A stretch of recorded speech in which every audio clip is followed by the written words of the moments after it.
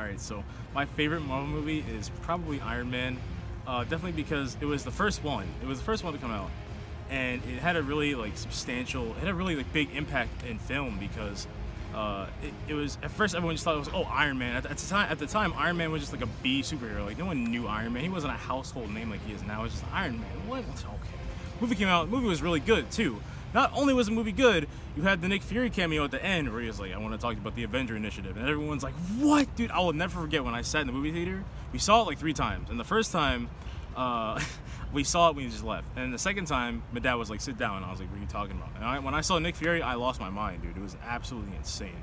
So I think like the fact that they started a whole cinematic universe from that movie, and like the fact that the movie itself is really good. The whole redemption arc with Tony Stark about how he's making weapons, he's doing all this stuff, he's kind of a douchebag, and then he gets blown up by his own thing, and he's like, man, this is actually really terrible. Let me fix this. Like it's such a good like redemption arc. Like it's just so good. It's just the best MCU movie. Now, Infinity War is definitely a runner-up. Definitely number 2 for my favorite.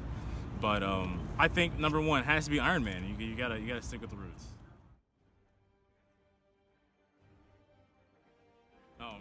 Oh man, what a question!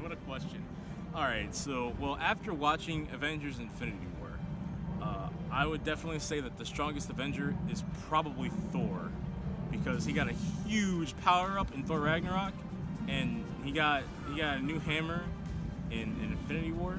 You might want to put a spoiler warning for that. I don't know. It's been like a couple weeks, but he get his new hammer, that Stormbreaker. Boy, that hammer, the axe is very strong.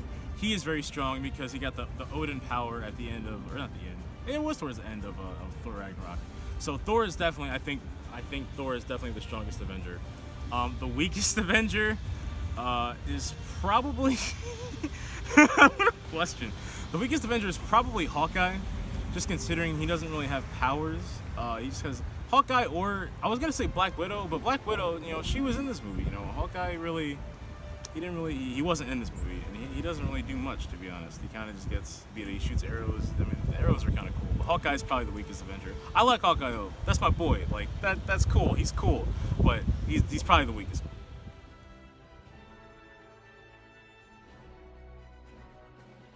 I love this question because if you ask every Marvel fan, how long have you been waiting for Infinity War, right? If they've seen Iron Man 1, they've been waiting for 10 years. Like, probably even longer, honestly, because like once they started coming out with superhero movies, probably like when they started getting good, like in the early 2000s, like with Spider-Man, you're like, oh man, what if they put Thanos or something? Like, just thoughts during those times, like 2001, 2002, and when Nick Fury at the end of Iron Man 1 says Avengers Initiative, all you can think of is just the Avengers and everything that can happen, like this, including Thanos or maybe Galactus with the whole Fox deal going on.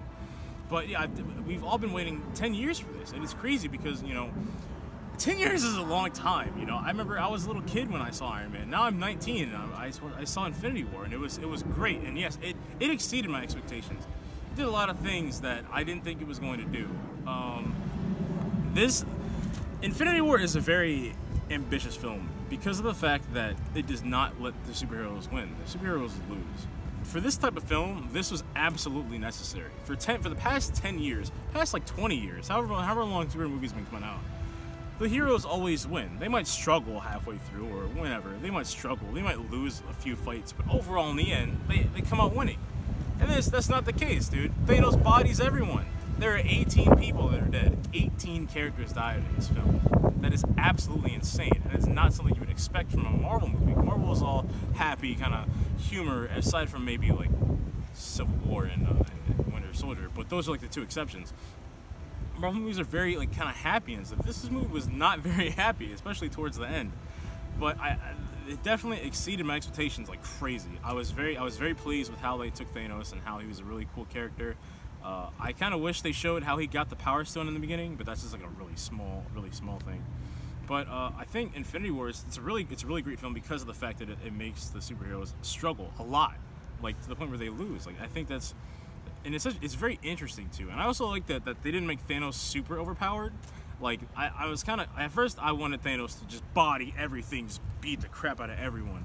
But I'm kind of glad they didn't go that route because I think that it just wouldn't have been that good of a film. I think despite the fact that I wanted Thanos to win. I think that you have to show the strengths in your heroes. So I think that's really important. But overall, Infinity War was a great movie. I think, but the one thing that's keeping it from being my favorite Marvel film is that it feels like it's supposed to be a part one to a two-part thing. Like by the ending, like there's so many loose ends that need to be tied up, and it's pretty great.